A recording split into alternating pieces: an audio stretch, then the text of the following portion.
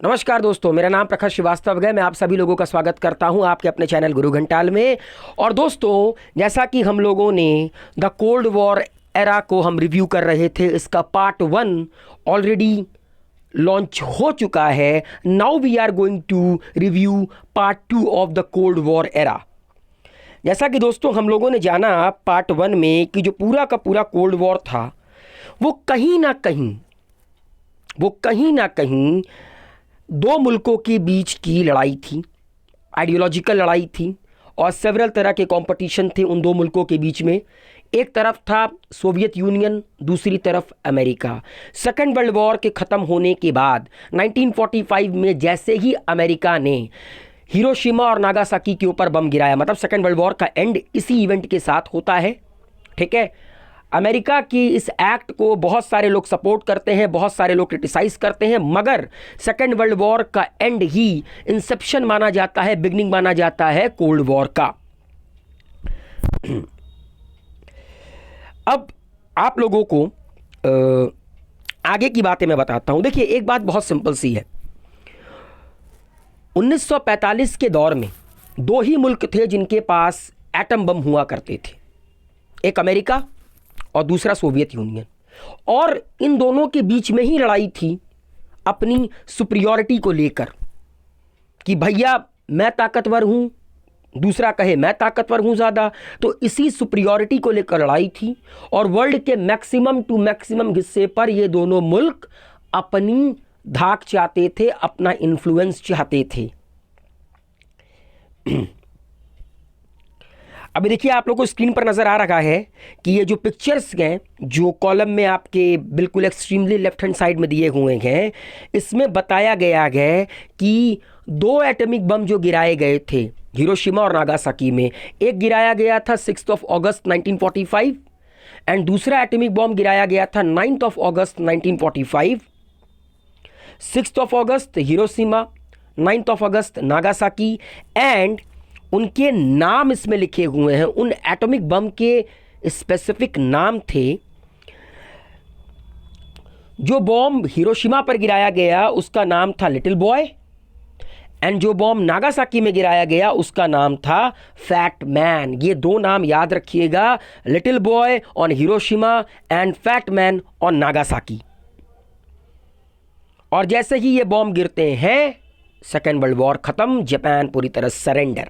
Now अब rivalry start होती है।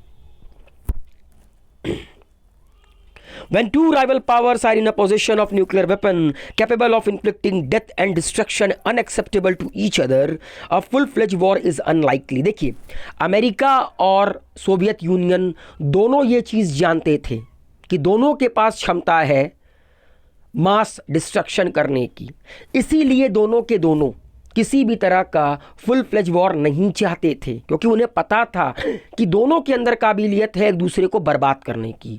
दो समान ताकतवर लोग जब आमने सामने होते हैं तो दोनों को अंदाज़ा होता है कि अगर मैं एक मारूंगा तो ये भी पलटकर मुझे एक ज़रूर मारेगा, क्योंकि मेरे वार को सहने की क्षमता इसके अंदर है तो ये रिटेलिएट ज़रूर करेगा। इससे बेहतर है दूरी बनाकर रखूँ। In spite of provocations, neither side would want to risk war since no political gains would justify the destruction of their societies। क्योंकि अमेरिका और सोवियत यूनियन ये भी जानते थे कि फुल फ्लेज वॉर कर उनकी सोसाइटी को या उनको कुछ नहीं मिलने वाला, सब कुछ ख़त्म हो जाएगा।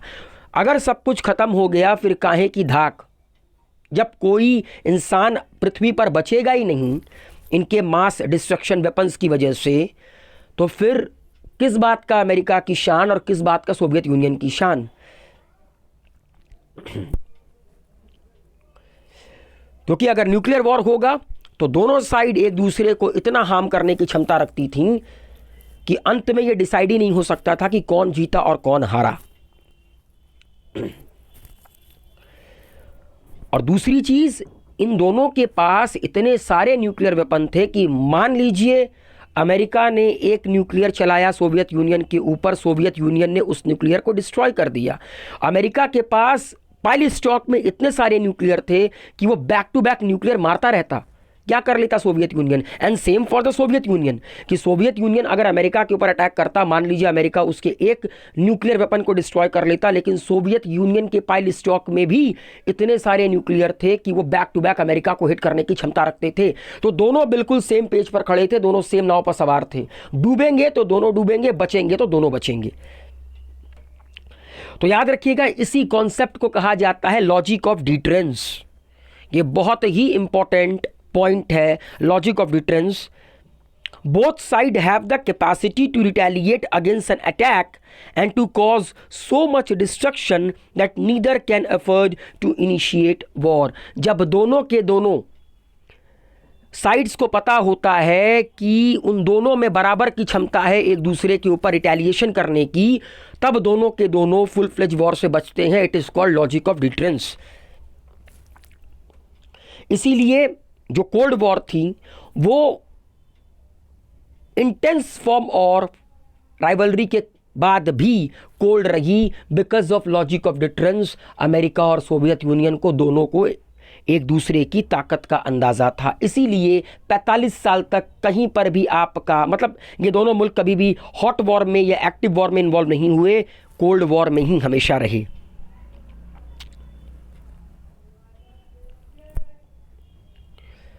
अब मैं आप लोगों को कुछ मिलिट्री फीचर्स बताऊंगा इस कोल्ड वॉर की। The two superpowers and the countries in the rival blocs led by the superpower were expected to behave as rational and responsible actors. They were to be rational and responsible in the sense that they understood the risk in fighting war that might involve the two superpower. देखिए simple सा logic है, चाहे America हो चाहे Soviet union या उनके जितने भी आपके ब्लॉक थे, मतलब अमेरिका ने वेस्टर्न अलायंस बना रखा था, सोवियत यूनियन ने ईस्टर्न अलायंस बना रखा था, तो सारे के सारे इतने रिस्पॉन्सिबल और सारे के सारे इतने रैशनल थे कि ये जानते थे कि अगर मान लीजिए कि वेस्टर्न अलायंस में से कोई कंट्री है जिसका पंगा हो जाता है ईस्टर्न अलायंस से किसी कंट्री से, तो कहीं ना कहीं अमेरिका और सोवियत यूनियन को आमने सामने आना पड़ेगा, क्योंकि ये अलायंस ही उनका है। तो गनीमत इसी में है कि जिस तरह अमेरिका और सोवियत यूनियन एक दूसरे को जानते थे, एक दूसरे की पावर को समझते थे, ठीक उसी तरह उनके जो राइवल ब्लॉक्स हैं वो भी एक दूसरे की पावर को समझते थे और जानते थे कि अगर कहीं पर भी एक्टिव वॉर हुआ तो ये दो सुपर पावर आपस में टकराएंगे, और ये अगर दो सुपर पावर आपस में टकरा गए और इनके बीच में किसी भी तरह का हॉट वॉर स्टार्ट हो गया तो फिर कुछ भी नहीं बचेगा। इसीलिए शांति से रहो, किसी भी तरह का प्रोवोकेशन मत करो एक दूसरे के toward. When two superpower and the blocks led by them are in deterrence relationship, fighting war will be massively destructive. Responsibility therefore meant being restrained than avoiding the risk of another world war. In this sense, the Cold War managed to ensure human survival. ये दोनों के दोनों block जानते थे कि भैया अगर active war होता है, अगर हॉट वॉर होता है तो ये तीसरा वर्ल्ड वॉर होगा। और सेकेंड वर्ल्ड वॉर में करोड़ों लोग मरे थे, फर्स्ट वर्ल्ड वॉर में तो न्यूक्लियर था नहीं, सेकेंड वर्ल्ड वॉर में अमेरिका ने न्यूक्लियर इस्तेमाल किया, और थर्ड वर्ल्ड वॉर में भाई सिर्फ और सिर्फ न्यूक्लियर से बात होती। तो इससे बेहतर है डिटरेंस रिलेशनशिप लेकर चलो, कोल्ड वॉर रखो, हॉट वॉर किसी भी तरह का मत होने दो, अदरवाइज कोई भी इंसान नहीं बचेगा इस दुनिया में। अब the emergence of two power blocs, ये तो मैंने आप लोगों को ऑलरेडी बता रखा है, फिर भी मैं बता देना चाहता हूं। देखिए अमेरिका और Soviet Union maximum to maximum country को अपने हिस्से में लेना चाहते थे, अपने इन्फ्लुएंस में लेना चाहते थे। इसीलिए इन लोगों ने जितनी भी छोटे स्टेट्स थे जो 1945, 46, 47, 48 के दौरान आज़ाद हुए थे, उनको अपने अलायंस का हिस्सा बनाना चाहते थे।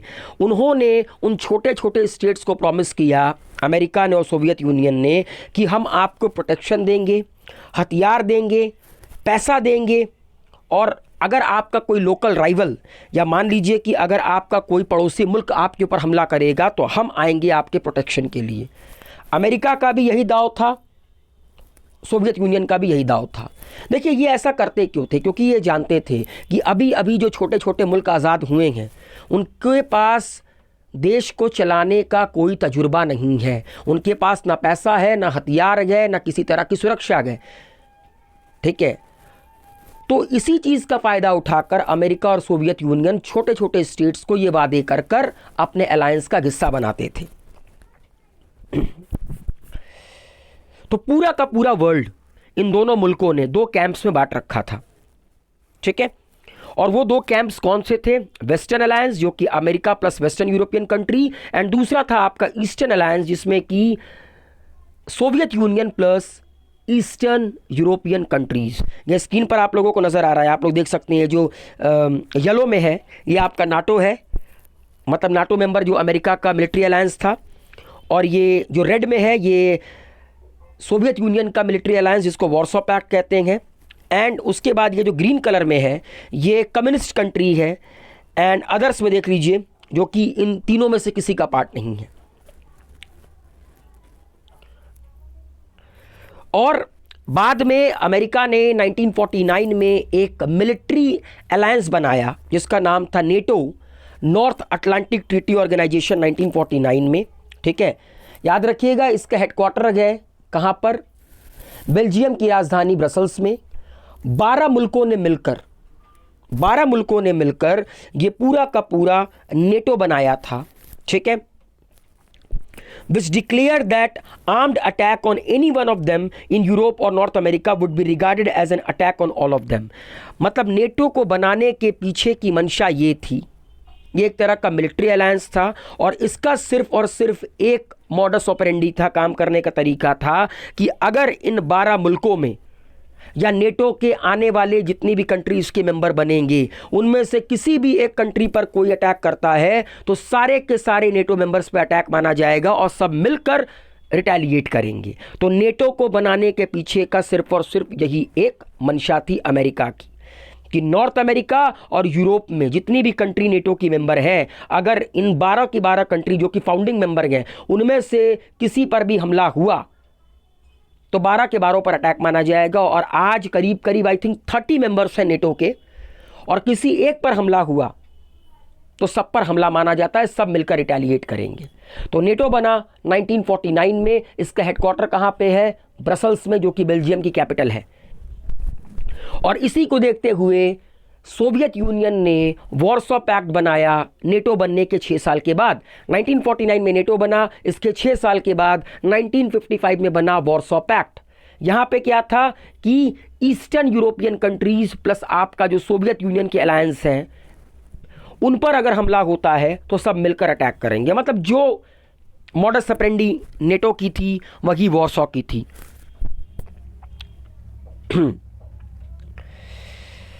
चलिए आगे बढ़ते हैं।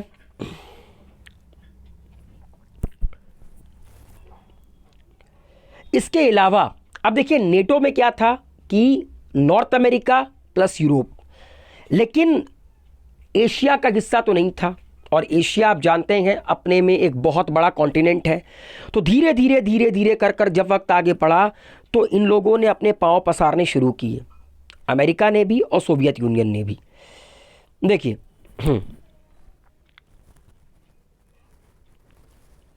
The Soviet Union used its influence in Eastern Europe, backed by the very large presence of its armies in the country of the region, to ensure that the eastern half of the Europe remained within its sphere of influence.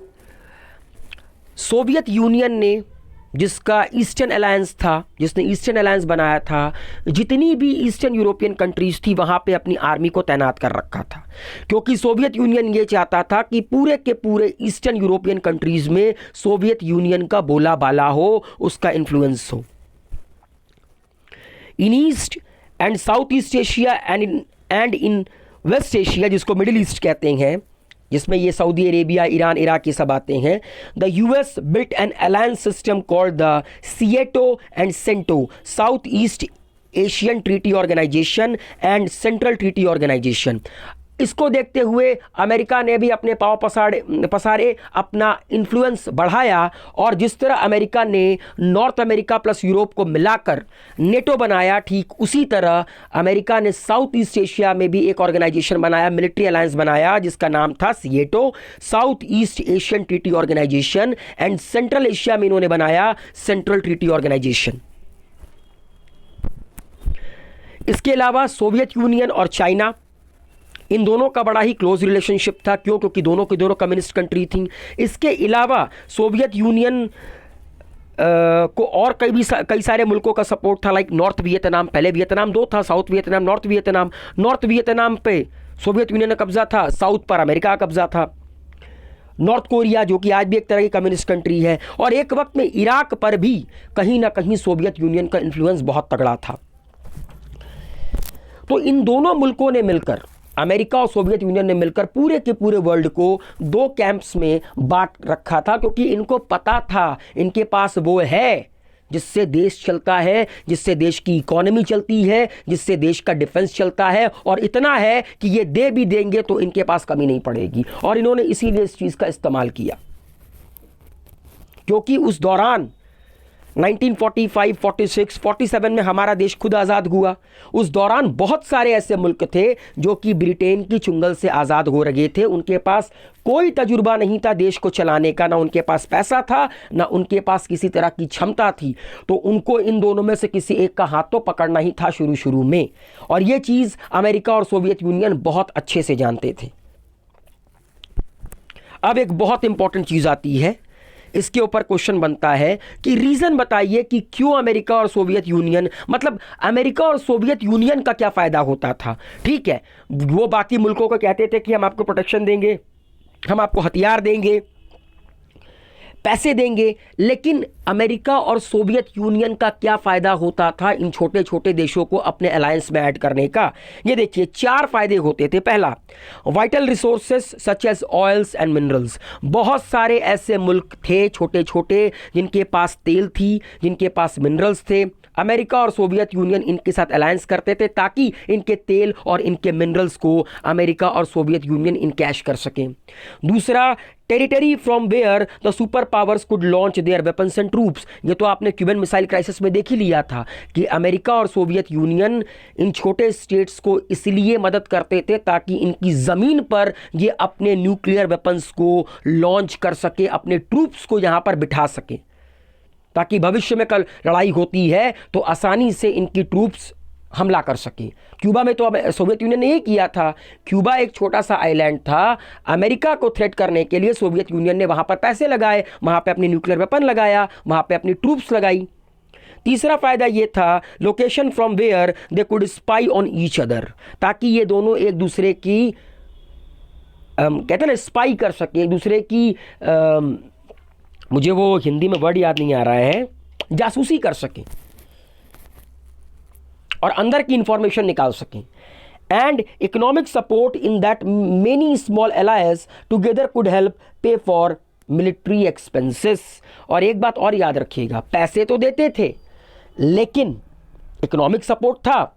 In that many small allies together could help पे for military expenses. लेकिन America और Soviet Union का जो military expenses आता था, ये कई सारे छोटे छोटे कंट्रियों को मिलाकर उस एक्सपेंसेस को बियर करवाते थे। ऐसा नहीं है कि मुफ्त में अपनी आर्मी खड़ा कर दी कि ये लो मेरी आर्मी तुम्हारे मुल्क में है। अब जब अंग्रेज़ों ने, आपको याद होगा, आप में से बहुत सारे लोग हिस्ट्री पढ़ रहे होंगे, अंग्रेज़ों ने जब आपका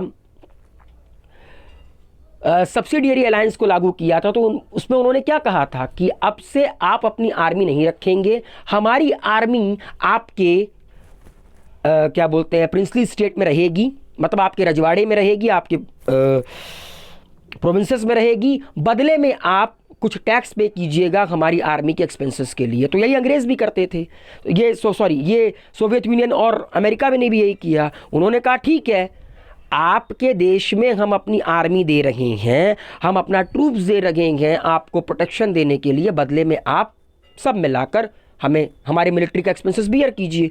तो ये कुछ कारण थे कि क्यों सोवियत यूनियन और अमेरिका छोटे छोटे मुल्कों को अलायंस में एक्वायर कर रहे थे, अलायंस में ले रहे थे। और उसके बाद तो एक कारण और था भी, मोस्ट इंपॉर्टेंट कारण, आइडियोलॉजी मैक्सिमम टू मैक्सिमम ये थोपना चाहते थे। अमेरिका चाहता था कि उसकी आइडियोलॉजी विश्व में उभर कर आए, कैपिटलिज्म। सोवियत यूनियन चाहता था कि मैक्सिमम टू मैक्सिमम वर्ल्ड में कम्युनिज्म का बोलाबाला हो। तो उम्मीद है सेकंड पार्ट का रिव्यू आप लोग के समझ में आया होगा। थर्ड पार्ट हम लोग कैरी फॉरवर्ड करेंगे आगे आने वाले वीडियो में। Wish you all a very good luck. अगर किसी भी तरह का डाउट हो तो कमेंट बॉक्स में लिखकर ज़रूर सबमिट कीजिएगा।